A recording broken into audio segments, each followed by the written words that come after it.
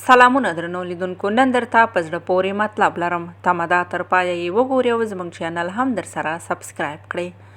هر سړی ارمان لري چې ښځه ولري، او هغه خلک هم چې په پاخه عمر کې کونډ شوي وي، هغوی هم د بلې ښځې کولو لپاره هڅې کوي. خو یو 80 کلن سړي چې له 15 کلن نجلۍ سره یې دویم واده کړی و، د واده په شپه ناوې ورسره داسې کار وکړ چې سړی یې په سرو سترګو وژړاوه.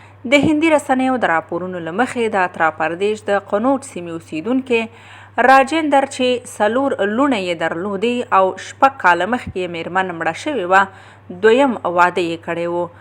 هغه ته څو میاشتې مخکې خپلوانو مشوره ورکړې وه چې د خپل یوازیتوب ختمولو لپاره دې بل واده وکړي.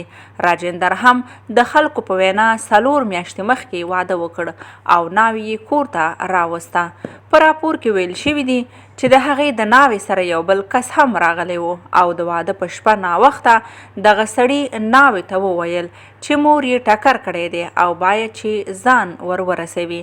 ناوې له ځان سره یو څه نغدې پیسې واخیستې، ټوله طلا یې هم اچولې وه او لاړله، خو له هغه وروسته بیا بیرته راستنه نه شوه. 80 کلن راجندر 4 میاشتې د خپلې ناوې په تمه و، خو کله چې ناوې بیرته رانغله نو نه یوازې دا چې د خپلې ناوې پر ضد یې په پولیسو کې عریضه وکړه، بلکې هغه خپلوان چې د هغه په دې رشته کې یې منډې وهلې وې، د هغوی پر ضد یې هم عریضه کړې ده.